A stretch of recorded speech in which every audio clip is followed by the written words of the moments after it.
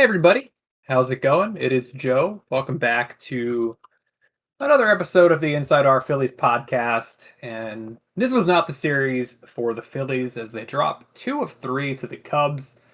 Monday night, they were winning big and still won pretty big, 13-7, but it was a little bit dicey at the end there. Not really. Yesterday, on Tuesday night, the Cubs kind of pantsed the Phillies 10-4. Today was even worse as the Cubs won by 9 in an 11-2 ball game. And here to talk about everything, dissect the series, here's the co-host of this podcast, Jeremy, SJ Phillies fan. How are you doing today, man? I am not pleased with number 42 on the Phillies today. Yeah, everybody except for like the Fanatic and the Ball Girls were wearing number 42. So at least those groups are off of your hit list for the day. Yeah, and I know. If the Phillies won, the joke was going to be, "I'm appalled with the Fanatic," but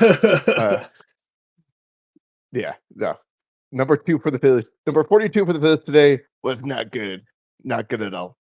I think that's fair for just about everybody on the team except for like Jose Alvarado, Adolis Garcia, and Bryce Harper.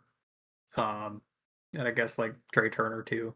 But anyways, let's kind of get into the game today. And I think the big discussion point is going to be Jesus Luzardo. He struggled once again today, pitching 5 1/3, allowing 9 runs, 8 of them earned, 4 strikeouts over those 5 1/3, but 12 hits. That's what's really sticking out to people.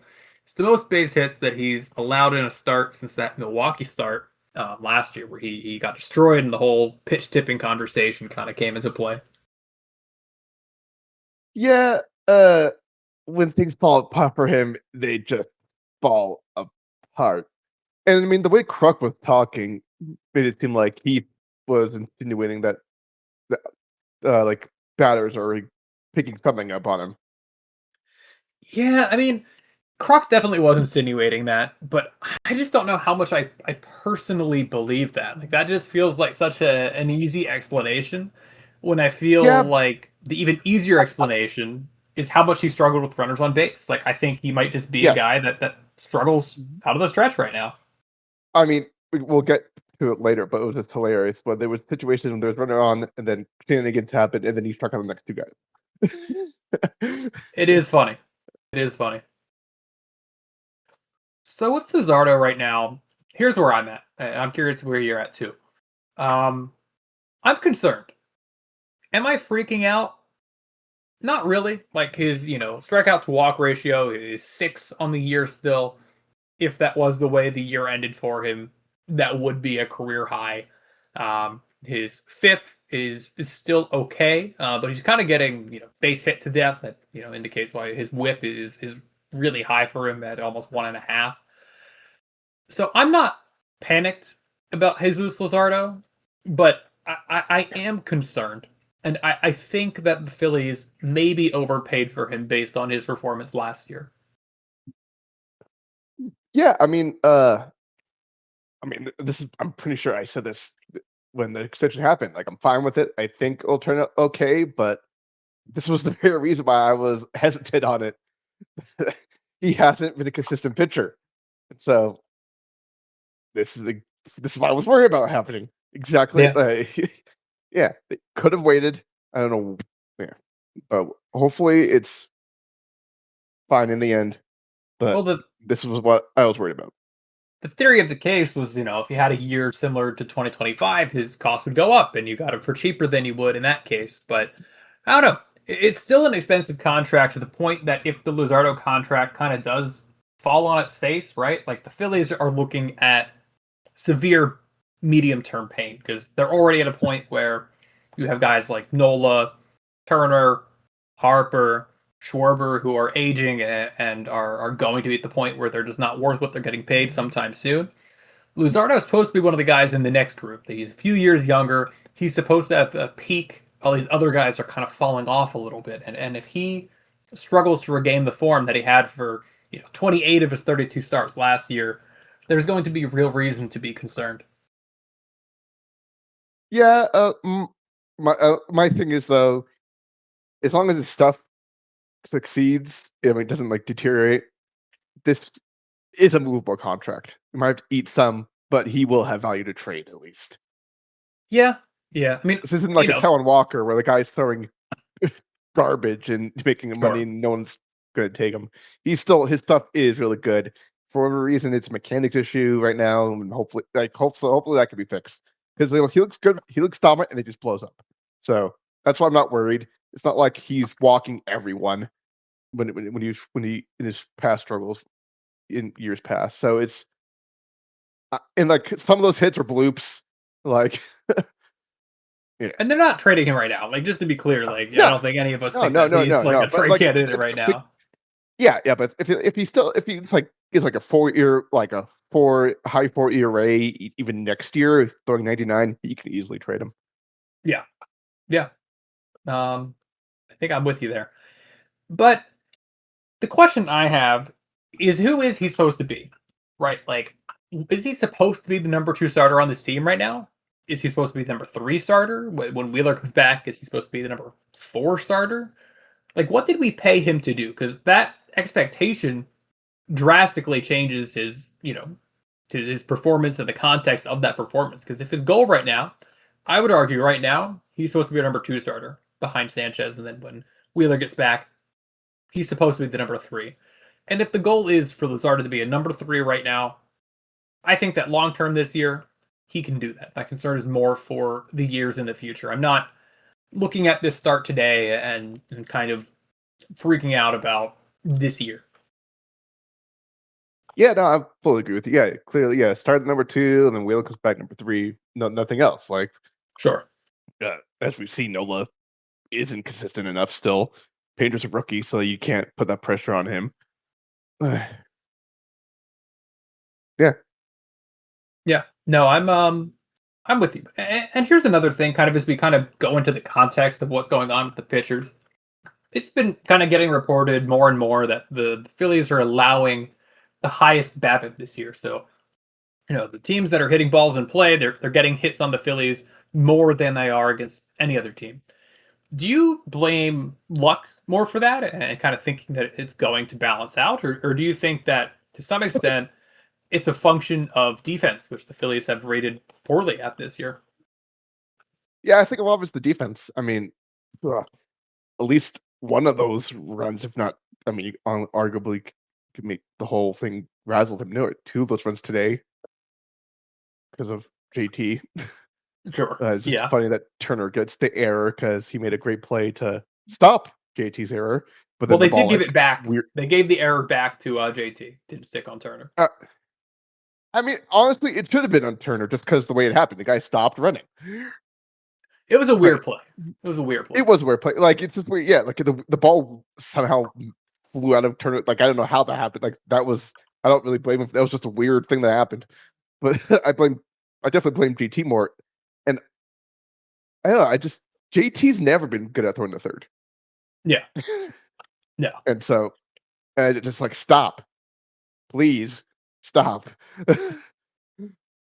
Yeah. No, I think that's fair. I think this is the boring answer, but I think it's like a little bit of one, a little bit of two, right? Like I think that absolutely luck is some component of what's going on.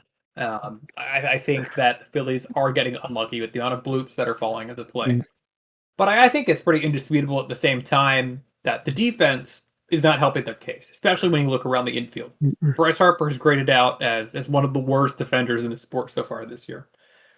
Turner at shortstop has not been a good shortstop this year. We can see it with our eyes, and the numbers, defensive metrics, they back that up.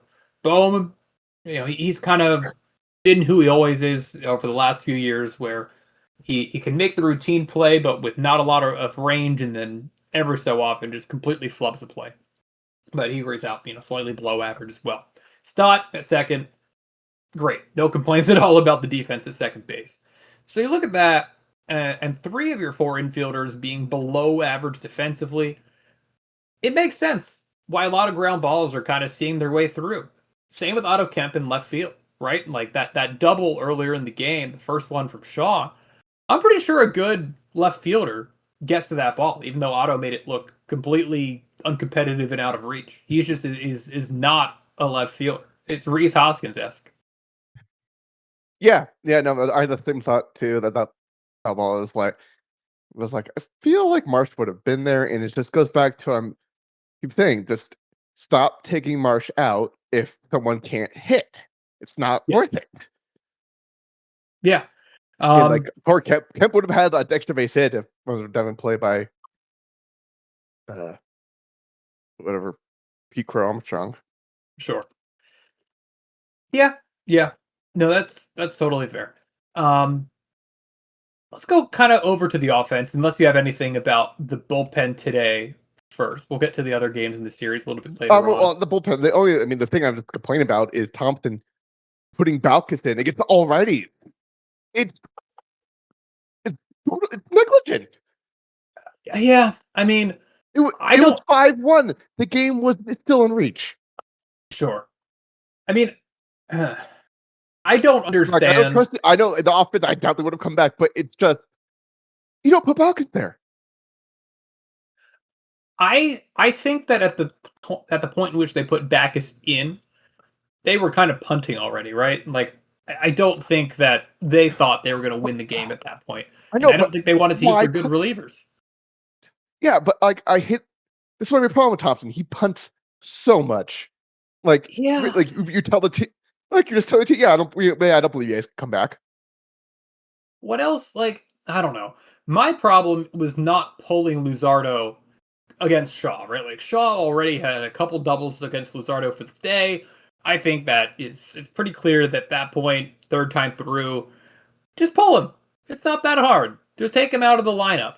But that's not how it played out, unfortunately. And then the Phillies felt the consequences. And after that, like, fine. Like I really don't mind that much them just kind of punting. Um, but that decision by Thompson was, I think, atrocious to kind of let it get to that point in the first place. But yeah, no, I mean, the whole leadership of this team, like, I'm tired of Thompson. Like, I don't care if I'm overreacting. I've been saying this for years. His energy is not good. It was like whatever it was. The reason they were good at first is because he wasn't Girardi. That's clear now.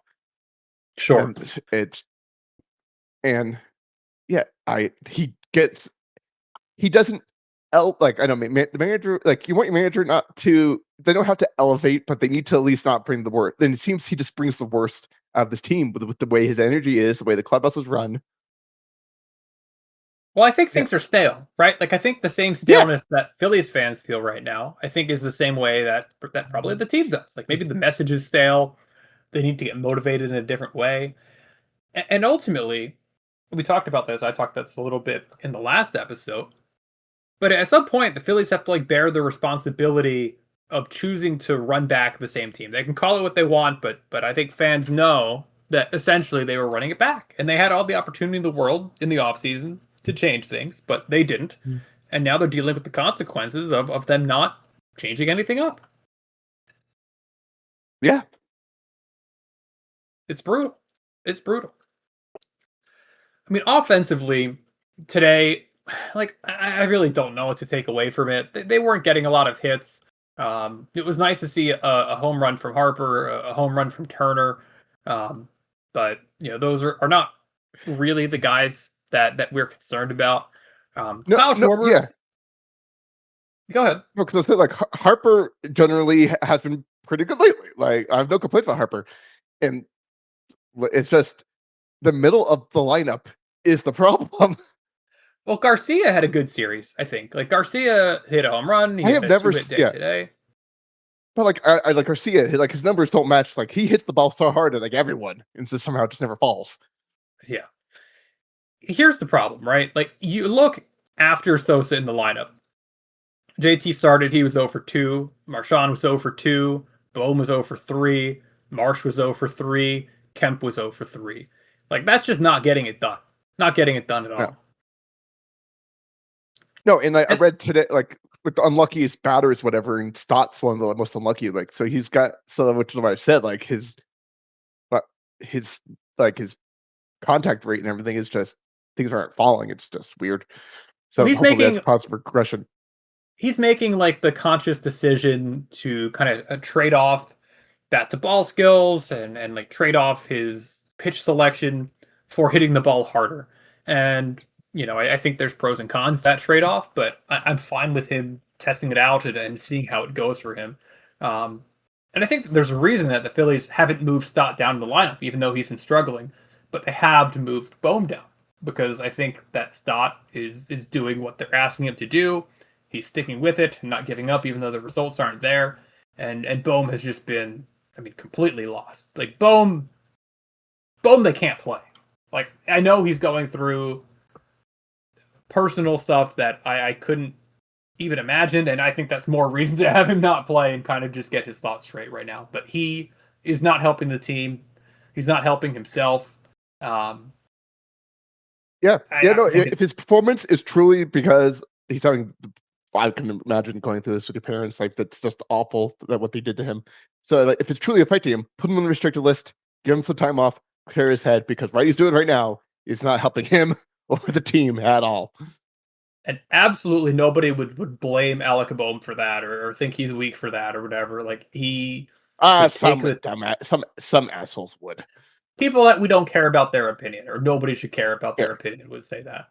But Fair. yeah, I mean, it's tough. If I want to be a little bit positive, the Alvarado inning today was good. Alvarado looked pretty dominant in his inning of work. So overall, I think this was a more concerning series for the lefties out of the bullpen. But at least Alvarado today was good. Yeah. No. Yeah. I mean, everyone besides Balkus was fine. Yeah, and who cares? Like Backus is just here as like the eighth guy, mop up role, all that kind of stuff. I actually think the most frustrating game in this series was the last game, or the last game of the series, meaning that it was the one on Tuesday. Because the Phillies started the game off super strong, right? Nola looked brilliant in the first couple of innings. Edmundo Sosa in the bottom of the second hits a tank shot onto Ashburn Alley to make it a 3-0 game in favor of the Phils. And then Nola kind of loses it a little bit. He ends up having an okay start of allowing 3 runs over 5 innings. But Mesa kind of blew up a little bit out of the bullpen. Tanner Banks let up 3 more runs, so that's 6 runs allowed by your lefties out of the bullpen, which is not great. And then this was another day where the offense did not help very much. No. They have 1 inning of scoring. That's it. They had 2. They scored more. 1 in the 8th. Oh, that's right. And tonight Harper. But yeah, so but yeah, it's also like we have like the second most runs in the league, National League in the first inning. So we score, which is even more frustrating. It means we're scoring in the first, get everyone hyped up, and then stuck in the rest of the game, which makes it so much worse. What that tells me is that the top of their lineup is doing the job, right? Like when you have 1, 2, 3 coming up in the first inning, they are productive and they are one of the better top 3 combinations in baseball, which totally makes sense. Like that totally agrees with my eye test. But then you struggle outside of that. No. Here was probably the biggest concern I had. Wait. Stotts just asked in the podcast. Like I said, give us your honest thoughts about the team. Stotts. This is objectively unlucky, but also claiming with some psychological issues. Harper needs to shave his head. Oh man. I don't know if I want to see that again. We've seen like the buzz cut Harper before, I feel like that was it was like uncanny almost. I know, but yeah, but the worst, they need to do something. Shave the fanatic until they start hitting. We need a bamboo plant. Where's Brad Miller? I don't know, but the worst part about Tuesday's that worked for like game, a week. The worst part about Tuesday's game was the decision that Thompson made in the 8th inning. The bases were loaded. You had the go-ahead run up at the plate.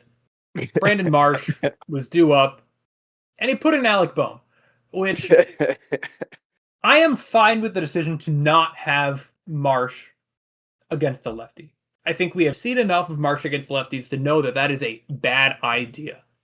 But why on earth are you going to Alec Bohm in that situation? I don't know. Just hey, he struck out. He didn't swing at the first pitch. He took the first pitch and then he didn't challenge it, even though he should have. Was it a bad call? Yes, but should he have recognized that it was? Yes, he should have recognized it. And then he swung at 3 more pitches outside of the zone, struck out, and that was all it was. But here's my question: why is Otto Kemp on your roster? Like, what is the I agree. purpose of carrying Otto Kemp if you're not putting him in that spot? Bohm, I agree. I mean, I know Kemp's stats are not really better than Bohm's, honestly. But the sample size is so much lower, and he's in like less of a visible scuffle. Just put Kemp in if you don't want Marsh to hit. Yeah. No, I agree. And it's honestly hilarious. They waited too long to bring up Kemp last year, and now they're waiting too long to send him back down to get everyday at bats. Yeah, yeah. I mean, I think he's a guy that could use it. He's a guy that could use Yeah, it. no, This is not yeah, good for his clearly. development. No. Like I am not sullied on Kemp. He is given the worst possible situation right now, so I don't blame him for not being hit right now. But Yeah. and like right now we have 25-year-old Felix Reyes flushing it still. He hit his 4th home run, and they're not going to bring him up. Garrett, like try something Yeah. to I try mean, something for this team. you'd have to make like 40-man spots and everything. I would rather see Brian De La Cruz personally. Oh no, Balkus would have to get gone. Oh no. I mean, but you need guys, right? Like Pop is on the IL right now. Boland's on the IL right now.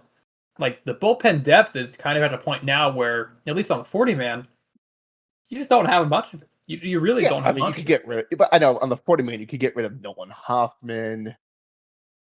But then you You have could no bullpen depth because right now, without I an Well, injury, I think the most obvious thing would be to call up Chastain and put him on the 60-day since he's out for the year. yeah, no, that's a good point. You can manipulate it in that way. Yeah. Um, Or yeah, just no, that's honestly designate Chastain. I mean, he's like hated in the organization now. Whatever. let's be a little bit more optimistic now and kind of tune our attention to Monday's game. Phillies won 13-7. It should not have been that close, but Seth Johnson allowed 5 runs in the 8th inning. So it forced Ryan Kirkland to come in, who did a great job to shut the game down. Um, any takeaways for you from Monday's game? I mean, it just everything is bad when like, oh my god, we scored out of 6 of the first 7 innings. Yeah, we scored 6 out of the 8 innings. The offense batted, so that was just like, oh my god, yes.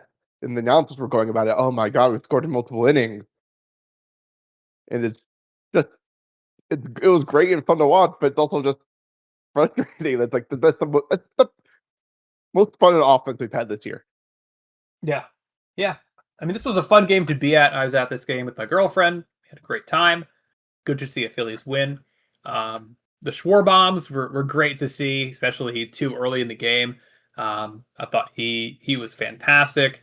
What it looked like to me in the stadium, and then my watch back kind of solidified this opinion, was again like it kind of looked like Sanchez was pitching through it. It wasn't like he was dealing or cruising. He was good, don't get me wrong, but it just didn't feel easy for him. And it really has not felt easy for Sanchez all year this year. It's kind of felt like he's been fighting through something every single start.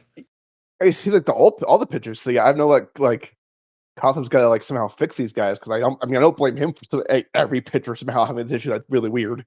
Like that can't be his fault. But for some reason, all the pitchers are like struggling. Yeah. I mean, to the Phillies' credit, there have not been many blowout outings for the starting pitchers like Luzardo's today. For the most part, Nola Yeah, starts, Sanchez starts. They're battling through it, but not allowing themselves to yeah. get I mean, blown we've been up. losing a lot of one-run games because the offense just scores in one inning. It's just really annoying. But yeah, no, we haven't been giving up a ton of runs. Like we do have a horrible run scored against ratio, whatever.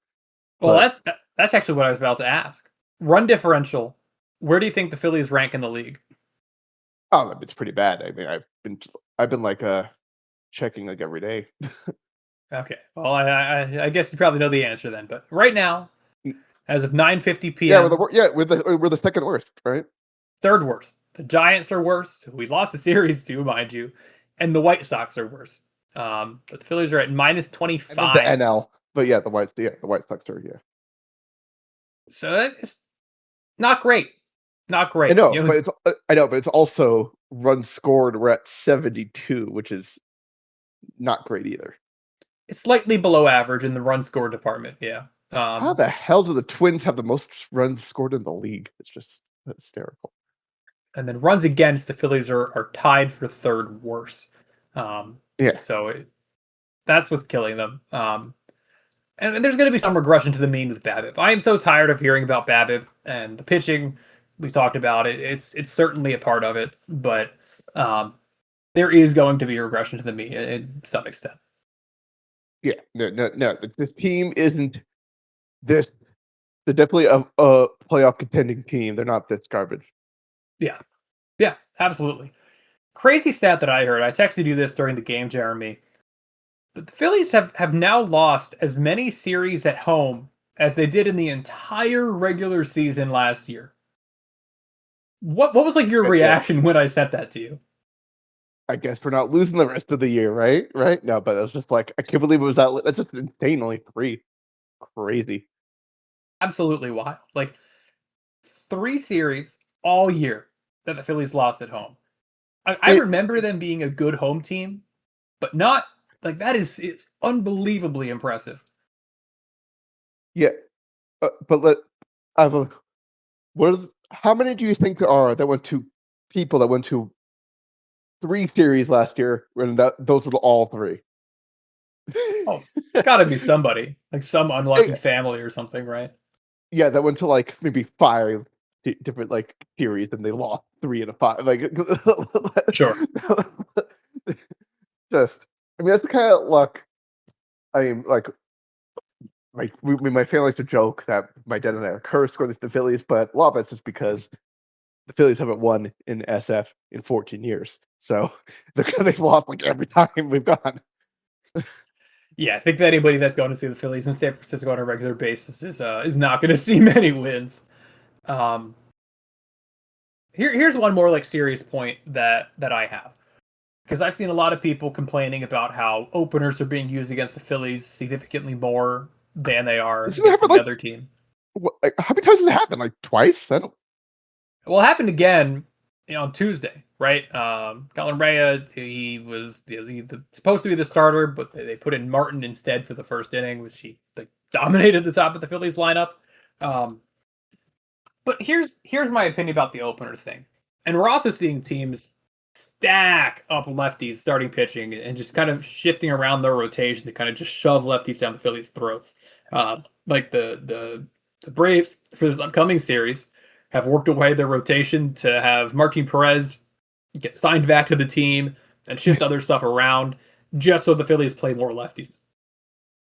And people are getting annoyed at this and the opener thing. But here's the thing. That all comes down to how this team is built. Like we have talked about countless times for years now that the Phillies have not had the hitting from the right side that can kind of dissuade teams from going heavy on lefties, right? Like if your threats, Harper, Schwarber, are lefties, why would you not use an opener? Why would you not use it? It's too easy. Yeah, It makes too much sense. Force Alec Boehm to yeah, beat you. yeah. No, because I mean, with how you have to bench Bowman, you have to play Sosa or Kemp every day. It's one just yeah. That I think that's part of the solution. You can't play Bowman right now. You gotta play Sosa or Kemp at third and hope. I mean, just play Sosa. That ball was crushed yesterday. It literally cannot be worse at this point, right? Like Alec Boehm is hitting below 150. It is not going to be worse. Alec Boehm was like 1 for his last 27 or whatever. He has like 2 extra base hits. The first was the opening day home run, whatever, and the second was that how High Hope described it was a old with a back in the day pitcher's base hit, slow roller down the line. that took a weird curve. Uh, Yeah. Yeah. yeah, no, he is atrocious. Yeah. I mean, this has pretty much been as frustrating of a start to the season as I think we could have expected. Right? They're 8-10. It's No, not no, like no, the no, no, sky no. is This completely is the worst falling. case. No, this is the worst case scenario. Do you take any solace in the fact that they have looked this bad and been this frustrating, but are still only 2 games below 500? Yes. No, no, 100%. No, 100%. Like to Yeah, be I mean, struggling and barely out of playoff position in standings right now is a godsend. Like this is what you want. If you want to struggle, you still want to be in it. So think when you pick it back up, other teams will be struggling, and then you'll pass them. So yeah, yeah. I mean, we'll see. Like, we'll see. I am really quite down right now. Um, I don't, I don't know who. I, I mean, I got to give credit to friend of the pod, Jack Fritz. Him somehow turning being an optimist and saying that we practically swept the Diamondbacks was hysterical. yeah, I don't know if I really fully agree with that, but it was funny. No, no, no. Um, It was really funny. It just like I aspire to be that much of an optimist for this team. I mean, I respect it. Like, that can't be me right now. Um, No, no, no. so looking ahead to this Brave series, which all of the sudden now is quite important because if this series does not go well, the Phillies are at like serious risk of kind of falling well behind in the division. Right now, you look at the NL East, and the Phillies are already 3 games back of the Braves. And I would say that these pitching matchups all favor the Braves. Friday night, you have Taijuan Walker going against Martin Perez for the Braves. Um, Saturday, you have Chris Sanchez against Chris Sale. And then Sunday, you have Andrew Painter against Grant Holmes. We have national games coming up on both Fox and Peacock on Saturday and Sunday night, respectively. I would love to win this series, but if I'm being realistic with how the team is playing and looking at these pitching matchups, I just don't really see that right now. Yeah, I mean, of course, division team, blah blah blah. We want 2 of the 3 we need, but please, please, please, 1 out of 3. Yeah. 1 out of 3 prevents the disaster from happening, right? And you don't want to be 6 games back in the division by the time that you hit April 20th on the calendar. And if they get swept, that's what would happen. Yeah. I will say another positive thing. I like what they're doing with the off day to get Walker and Painter not next to each other in the rotation. Oh yes. Oh my god. They said it was taxing the bullpen, and it absolutely was, right? Like, because Painter's not giving you much length. Walker is Taiwan Walker. I think that was a good call, at least. I mean, I thought Painter could. I mean, we got to talk about Painter coming like he was scratched, and then pitch again. That was last series. It was We last talked series. about that. Well, I sorry. Oh god, like work's been crazy, and I had to miss the last one podcast too. I've been really got to get back in the swing of things. Yeah, no, you're good. You're good. But that was impressive. The Andrew Painter migraine game will be remembered He centuries, could have at kept. least. He could have kept. He could have kept going. They took him out too soon. Yeah, yeah. I just don't think they want to push him, right? Like, I think they're trying to get him out I of can't. games when I know. I he's know. I know. But I just love the notion of young guys, younger bodies can't be pitching as much as older guys. It doesn't make sense to me. I'm sorry. Yeah, I mean, I just think they're trying to have him like get his confidence built up more than anything, more than Yeah, like I innings agree. and I agree. arm. But I'm sorry. Pitch counts and innings limits. I I mean, to an obvious extent, because they're like 300, 400 innings, like they did, but like you tell me 5, 6, or 7 no, like pitch count matters only like stress of innings. Like go back in time, cover up Bill James's mouth when he was asked the question, "How many pitches should someone throw?" Yeah, Well, yeah. No, that's That's definitely true. But here's something interesting for you. And I'm curious what you kind of think about this. The attendance this year for the Phillies is kind of lagging behind a little bit where they were last year. Opening day and the second game of the series of the season against Texas were both above 40,000 fans, um, as were the games in the Diamondback series. But like, we have had games now, like on Monday night, with an announced attendance of 36,000, which it feels low. Like I don't know if that's it's not the weather. I mean, the weather's been beautiful, 80-degree days, 90-degree days, cooler nights. Maybe it's like the prices driving people away. I don't know, but it's tough. Like you look last year and Monday, Tuesday, Wednesday, Thursday series against the Giants, April 14th through 17th, they drew at least 38,000 every night. Like you are seeing fewer people as the announced attendance. That the actual people there could be even lower, of course.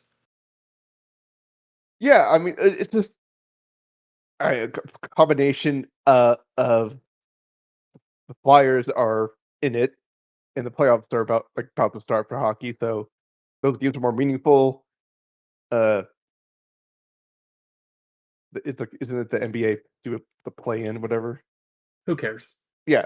Well, I know, No but no, offense, but who no, but cares? I know, but the Sixers are in it. Sure. So, like, yeah, the Sixers are winning with 4 minutes to go right now. So it's just one of those things when you have playoff teams in the city and the literally same complex. Uh, which by the way, people are like, oh, like baseball, like the sport. Oh, they're not in the downtown. I don't like. I'm full like full integration downtown of sports thing. I like sports complexes like this. Oh, we disagree then. I love the downtown stadium. Like, oh my God, Oracle Park, right there in San Francisco. Beautiful. Petco I Park in mean, the middle of San Diego. Serene. yeah, but I mean, like, but okay, yeah, but for example, like the Sharks in San Jose are downtown, but it's an arena. It's domed. Who the hell cares? Yeah, sure. I mean, it is nice to go downtown and hang out with friends afterwards. I guess that's fair, but you could go downtown after game and all that. Public transit. As somebody from New Jersey, if I wanted to take public transit to go to the Phillies, that's probably involving me driving like 20 minutes to my closest Patco station, being on a Patco train for like half an hour to Center City, and then getting on a Please SEPTA train from there. don't get me started on the rant and how we went from trains to single cars in this country. Like public transportation is pathetic. Oh my God. Like, Yeah, that's another thing. That's great downtown stadiums, right? Like, if you want to go to a game in San Diego, you take the trolley, you get downtown, you walk a few blocks to the stadium, you're there. San Francisco, yeah, but take the yeah, but Caltrain and imagine you'll get there no problem. yeah, if you're near a Caltrain station. Uh, but like imagine public transportation was actually good. You're like, okay, you're at the sports complex, tap on the train, few stops, boom, downtown. Oh, man. Even if it took me a little bit longer to take public transit than to drive, I would do that. But like it's like almost double. No, no, It yeah, is more than double the time from yeah, South Jersey, so that's just not worth it. Um, yeah. but But but yeah, back to yeah, what so I yeah, if that also, like I said before, the economy isn't great. People are going to cut back on going to sports tickets. I'm sorry, it's not an essential thing. sure. I'll tell you what I'm doing this year, and this is just solely out of my frustration with the Phillies that I know I've talked about so often on this podcast and how they're running it back and kind of being frustrating.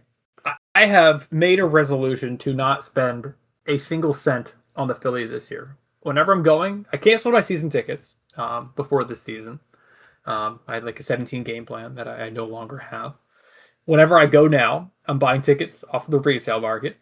I am parking at the Navy Yard and walking over from the Navy Yard instead of paying Philly's price for parking. And I am not buying any concessions when I'm there, which usually I would just buy ice cream. But now I'm getting absolutely nothing from the concession line. You don't Um, want $10 strawberries? $10 strawberries. I did see that because Oh, you sent me Steph, my that image, which girlfriend, is hilarious. Yeah, Steph, my girlfriend, was she is not the same way I am with boycotting spending money on the Phillies. So that new like strawberry stand, which it did look pretty good. Literally just a cup of strawberries is $9.99. So if you wanted like some strawberries in a water, that's costing you like $18 at the Phillies these days. Yeah, yeah, I don't buy anything fresh like that needs to be refrigerated at a sport game. It has to be either frozen or cooked. Yeah, yeah. I I I've usually am just worked a fan I've worked in of the food services that I'll kinda like, I ain't touching that. yeah. I mean, if I'm at like a new stadium, I'll get something, right? Or if it's a stadium that I'm not at very often, like every time I'm looking at a game in Seattle, I Oh, have to yeah. get the garlic fries. They're so good. Oh, yeah, Every time I'm yeah, at like, Dodger Stadium, I need a Dodger yeah, dog, you know. yeah, every time you go to Oracle, you'll have to, like, you have to get the chocolate malt. So good. I did get that when I was there last Yeah, year. I yeah, it might be going to was good, wasn't Oracle in like a week, actually. Um, I feel like the need to get out of town for a little while. Oh, no, no, And no, I'm just so sad, like, I'm going so f my one of my fantasy football league my big fantasy football league, we're going to Tacoma, for the draft this year because 2 of our league mates are there, so it's just whatever, but it's pretty. But we're going, like, the weekend of the 28th. The Phillies are playing the Mariners the previous 3 days. So close. get there So early, close. man. Get there early. Nah, nah, I'm not gonna spend a week. It's nice city. Seattle, go to the Pike Place food market, Mm, get a fish thrown yeah, at but you. my yeah, but one of my friends still, lives up with his parents, and then my, other friend is married with kids, and so I'm not gonna crap either one of them, so I don't wanna pay for that. Fair. All right. Well, is there anything else that you have about this Cubs series or about the Atlanta series coming up? Yeah, no, but I mean, just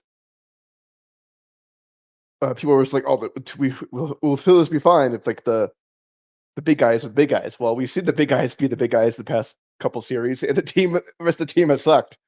So we need the baseball is not basketball. We need a team effort. Yeah. Yeah. Um, But like, one I want the stupid like Harper elite meme like jokes to die. Like he is not like he had a rough couple weeks to begin the season, which historically really he's just always had. really just 1 week, like the first like 6 games or something like that. Yeah, but like Bryce Harper has historically been a slow starter, so like Yeah. no different. Yeah, but he's 845 OPS. Like I'm fine with that. He's 33, 845 OPS. Good for me. Yep. No, I'm with you there. Um, one more question before I let you go for today. What is your Audience, you hear that? He's keeping me. Help.